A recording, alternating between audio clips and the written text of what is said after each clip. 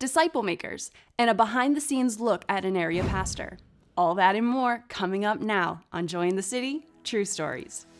Joy in the City is a program highlighting people and organizations having an impact in our city. All too often, we hear about the problems and dysfunction in our culture, but we are coming with a different approach as we take a look at the good things going on right here in our community. I'm Lindsay Irvin, and you're about to see what God is doing in our city. We want to thank our program sponsors, Park Home, for the donation of furniture used in our studio, Made by Vogel for the contribution of many props in our studio, and our platinum sponsor, Harry's Construction, for their ongoing support of Joy in the City. DiscipleMakers is a Christian campus ministry based in Pennsylvania. Their goal is to raise up the next generation of leaders for the church by training college students in Bible study, gospel-driven discipleship, and evangelism. Recently, we sat down with Greg Laplante to hear about this campus ministry. Well, Greg, thanks for stopping by today. Talk to me, if you will, a little bit about DiscipleMakers. What is it? Yeah, thanks for having me, Troy. DiscipleMakers is a student campus ministry movement. So right now we're just in the state of Pennsylvania. We're about 19 to 22 campuses that we have a presence on, and we're trying to have 25 by 2025.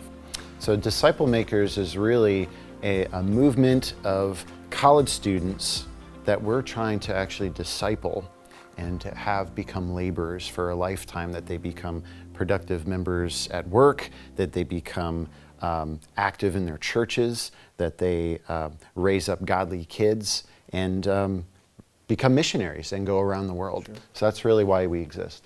So how did you get involved in this? Where did your heart for this become?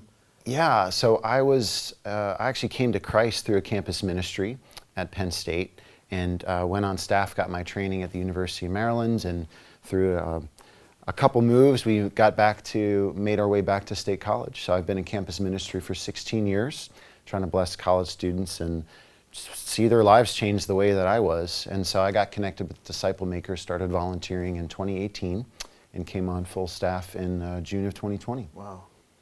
And what a year to come on full time. Yes. It was a difficult transition in general, but it was COVID definitely made it even harder, which is a lot of people's stories, I'm sure. So talk about, if you can, where do you meet? Do you meet on campus? How do you guys gather? Yeah, we actually, because of COVID, we got connected with the local church, Grace Fellowship Church on Broadway. And so it's just a stone's throw from campus, and we take students there for our large group. But in general, we do try to stay as close to campus as possible. We have Bible discussions there. We meet at the local hangout for the dining hall, just to do discipleship and do evangelism and meet students there. We try to center on campus, but our large group is off campus at the local church. So now that you're involved with campus ministries, now that you're talking about this, talk a little about what is something that you have found that is a major issue with kids today, and maybe even how you help to address that. Yeah, that's a good question. So the problems we're seeing in society today are reflected of what was on the college campus 20 years ago. So that's going to be the case even now. When they say if you reach the campus, you're going to reach the culture, because that's really where a lot of the culture starts. But to be specific, we're seeing a lot of loneliness, we're seeing a lot of anxiety, we're seeing a lot of depression, students that are feeling a lot of pressure from home with their studies, and so they're longing to be connected. And ironically, that's like the hardest thing, that they don't know how to do that. And so there's a lot of strengths of this generation, but actually being online is actually keeping them from having the face-to-face connection that they really need to have these genuine relationships. And so they're aching for these authentic friendships, but they don't really know how to get it. And so, like I said, ironically, they're the most connected generation in history, but yet they feel more disconnected than ever. So, and also the last thing is that a lot of students that come in with faith, they don't see how their peers are having faith conversations. It's not being modeled to them, so they start thinking, well, I guess nobody else believes what I do.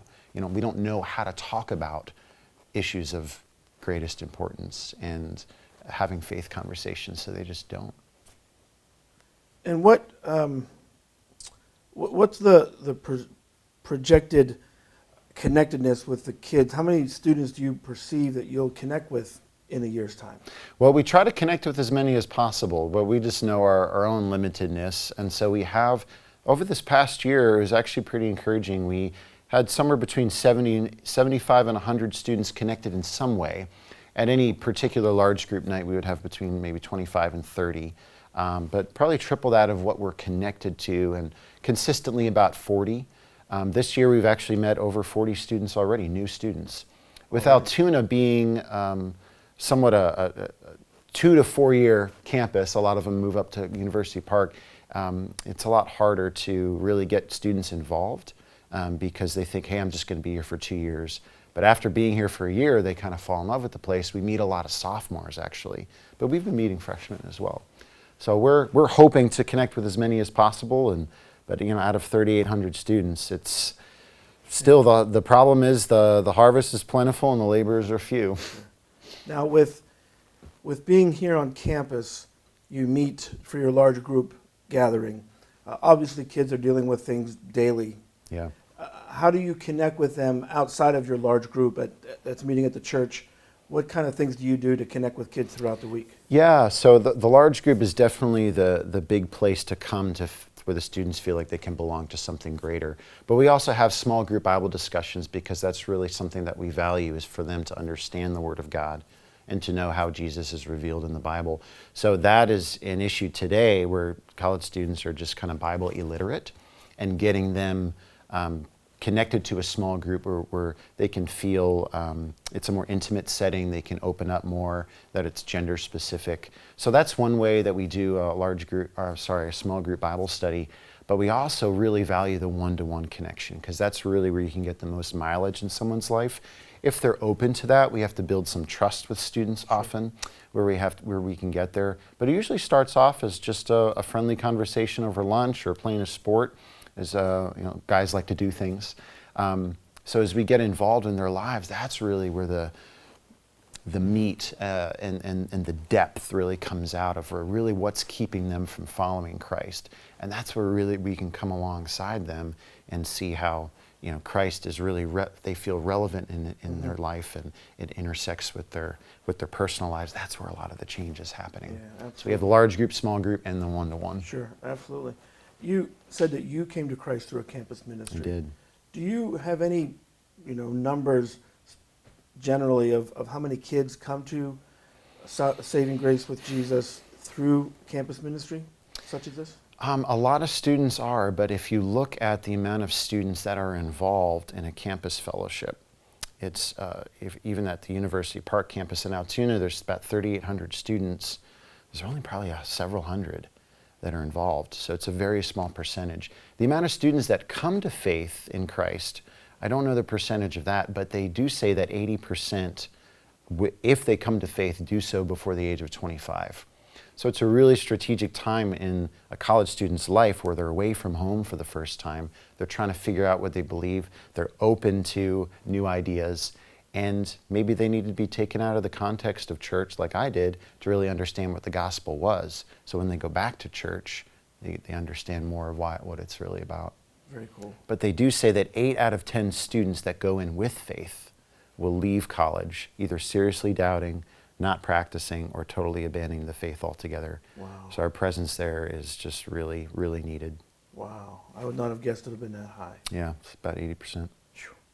So basically, as a faith community, what is something that we can be doing to come alongside, specifically be praying for you and your team? Yeah, thanks.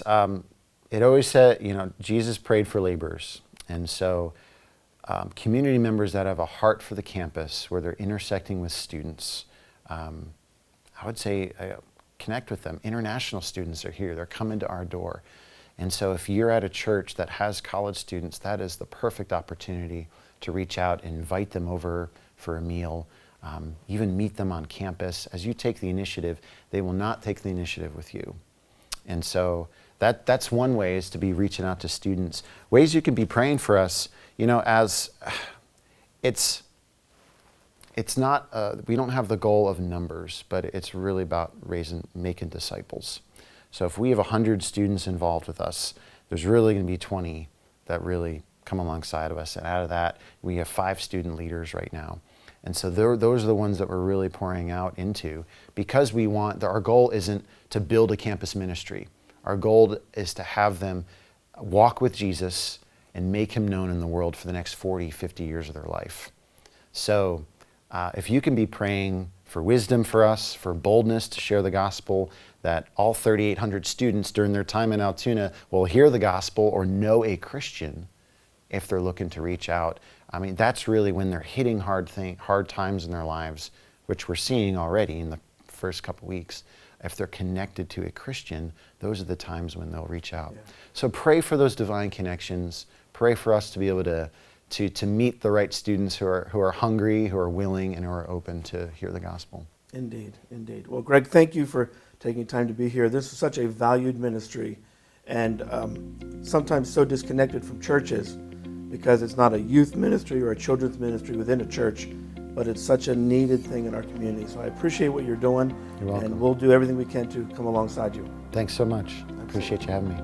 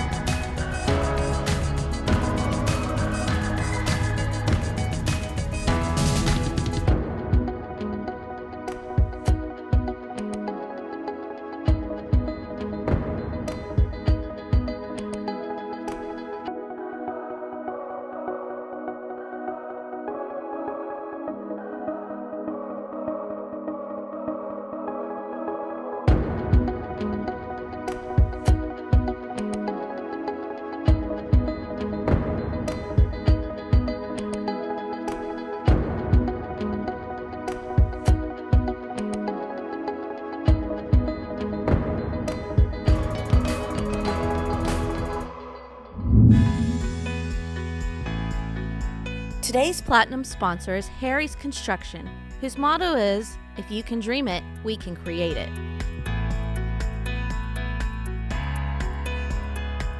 Recently opening Harry's Construction Kitchen and Bath Center so you, the consumer, can see examples of the variety of services provided by the team at Harry's Construction. Regardless of the project size, Harry's team approaches each project as if it is his own home. Be sure to visit Harry's Construction Kitchen and Bath Center at 114 Main Street in Bellwood. You can also visit their website to see pictures of home improvement projects over the years. Thanks again to Harry Halk and the team for supporting Joy in the City.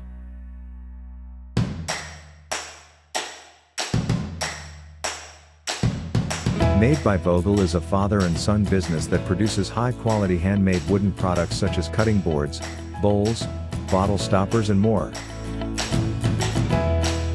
You can't go wrong buying from Made by Vogel. In this month's segment of Behind the Scenes, we have a chat with the pastor from Grace Fellowship Church, Pastor Matt Plott. My name is Matt Plott. I was born and raised in Northeast Ohio. I lived there for about the first 32 years of my life, somewhere in there. And during that time, I actually grew up in a Grace Brethren church. So I kind of have that pedigreed background, if you will. But I spent some time working at different churches and kind of going, as far as that's concerned, with Baptist church for a while, a non-denominational church for a while. But that's not the way I ever thought my life was going to go. Whenever I was growing up there, I made some pretty bad decisions, as most teenagers do, kind of walking away from their faith and kind of leaving that behind for a little bit. And it all stemmed from some church hurt that I had from different decisions that were made from elders and from another pastor. And never thought that I would ever end up in a position like this where I am serving God on the regular. And, he pulled me through all of that. And my wife will tell you that whenever we first started this journey of, am I going to go into ministry? Am I not going to go into ministry? It really took God kind of knocking me over the head a few times to get me to say, okay, it's your way. It's not my way. It's your way. And I'm going to obey you. So it was definitely a journey to get from where I was to where I am now. And I love being able to think through how God has used that in my life. I would say that probably the thing that people realize the least about me professionally is exactly how big of a nerd I am, because I love everything geek culture. I've got a lightsaber and a Captain America shield hanging on my office wall. So I've got that. I've got a TARDIS from Doctor Who. I just love geek culture and I love board games. And because of that, I've found that whenever I'm trying to interact with either college-age students or teenagers, there's a lot of walls that you can knock down by saying, listen, I'm a pastor, but I am also maybe the largest geek you will ever meet in your life, because it gives me opportunities to connect with them with stuff that's not just, oh, he's just a church guy, he just knows God, he's just, praying and studying this Bible all the time. If you can sit down with someone and say, hey, I got this great new board game, I'd really love to play it with you, that knocks down some walls pretty quick to be able to say, we can sit and talk about this game, and we can talk about life, and I don't necessarily have to even say Jesus, but you're going to know that I care. And that gives me a wonderful opportunity there as well.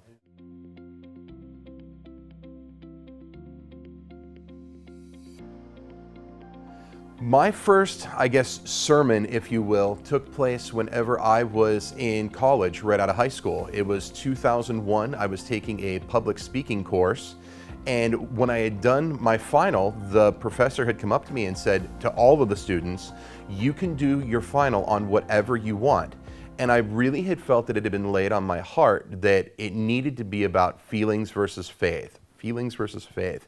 It just kind of kept bouncing around in the back of my mind. I'd never had any desire to be a pastor or anything like that, but it kept just kind of that small voice in the back of your head, feelings versus faith. And I went to my professor, I said, listen, this is going to have a religious element to it, but you said we could do it on anything. And she said, yeah, you can do it on whatever you want.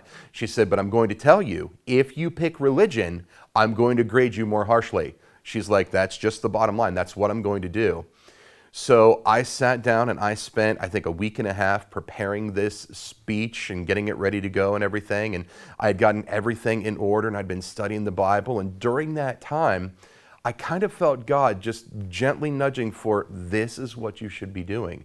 This is what you should be doing. This is where you should be. This is where I want you to go. Take Bible courses, leave here, go to the Bible college that's literally 2 blocks away, start doing what I want you to do. And because I'm stubborn and God knows that, He knew it was going to take some time to get me there. But at the time, I wasn't there. So I went ahead and I did this speech thinking this is going to be kind of a one-off. And I nailed all of the points that she wanted me to hit. And she gave me a B on the speech. And I'm like, what's going on here? She's like, I told you I was going to grade you more harshly. She's like, there's nothing that you said that was offensive. There's nothing that you said that was wrong. But because it was about religion, I immediately docked you some extra points.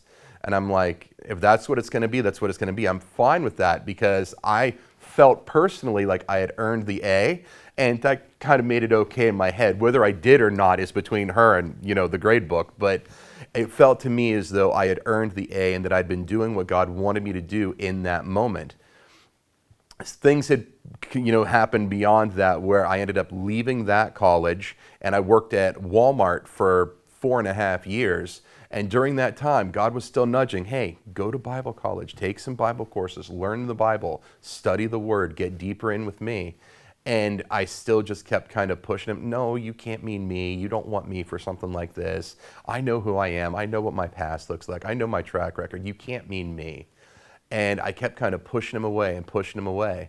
Well, I eventually had gotten hurt at Walmart while working. I had a great big stairs ladder thing fall on top of me. And after I'd gotten hurt, they eventually released me from employment. They said, you've reached your maximum medical improvement. So there I am. I'm unemployed. I'm injured. And it's kind of like God was saying, do I have your attention now? Are you willing to listen now? And that's when I kind of said, okay, it's your plans, it's your will, it's up to what you want me to do. It's not about me anymore. Where do you want me to go? And I prayed about it and gave it some time. And then that January, I enrolled at Ohio Christian University for online courses for a biblical degree in Christian ministry and leadership.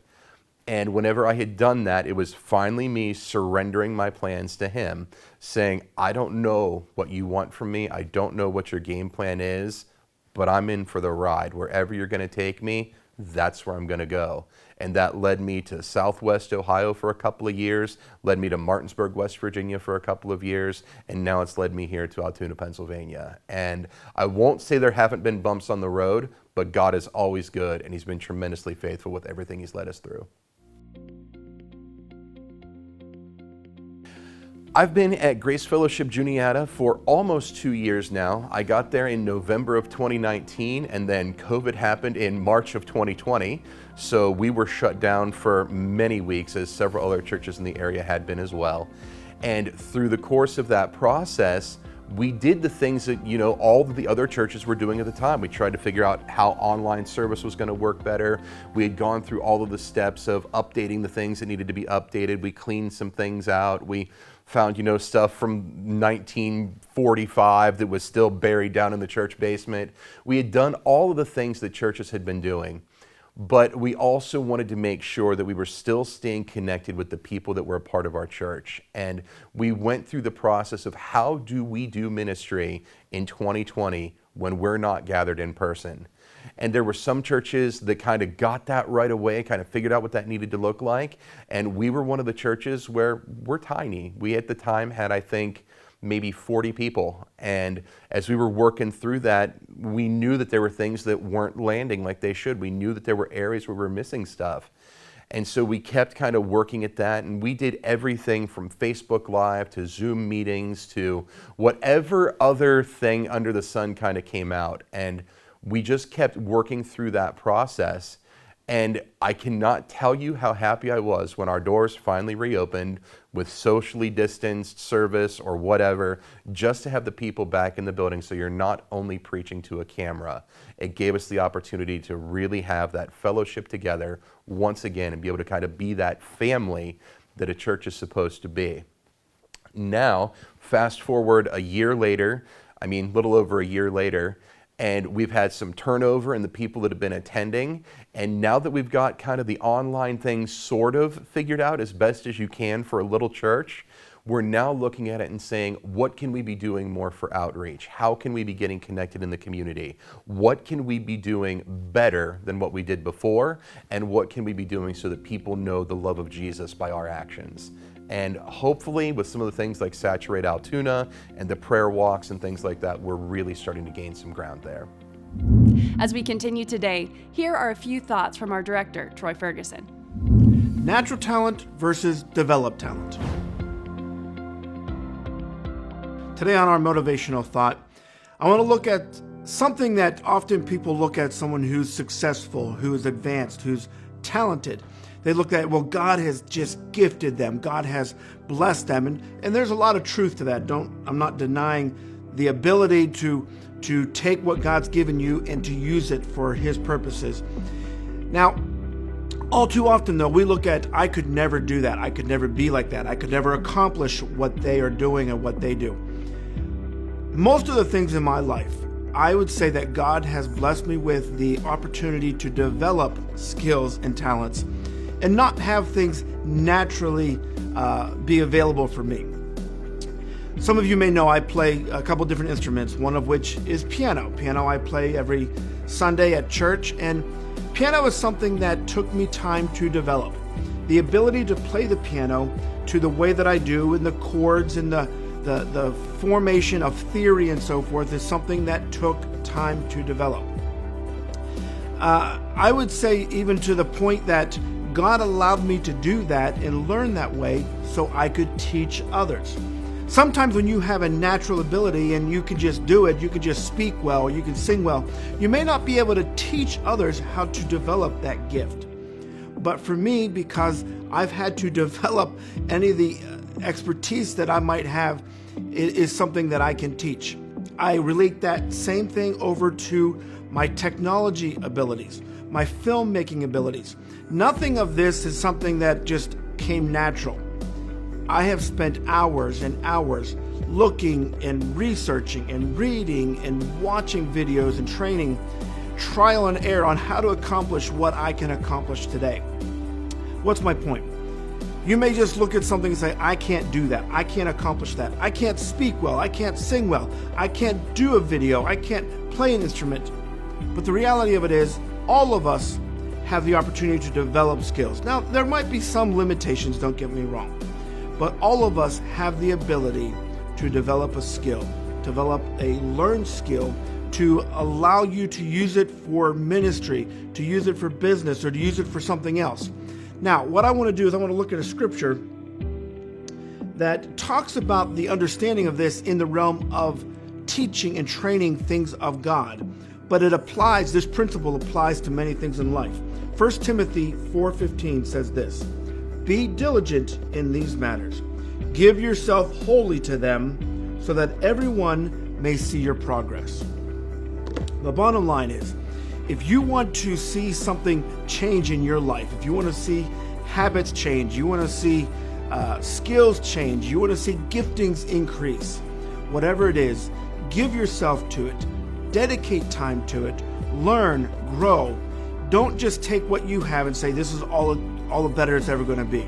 Take the opportunity to learn and grow.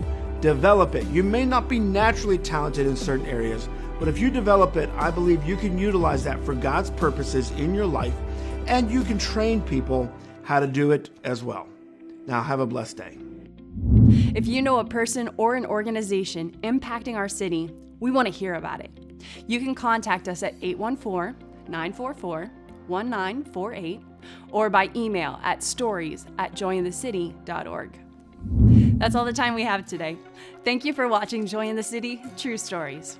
Let me encourage you to watch other episodes of people and organizations having an impact on our community on ABC 23 at 5:30 a.m. and 12:30 p.m. every Sunday. You can also catch us each week on our Facebook page and YouTube channel. Until then, be encouraged, because God is moving in our city.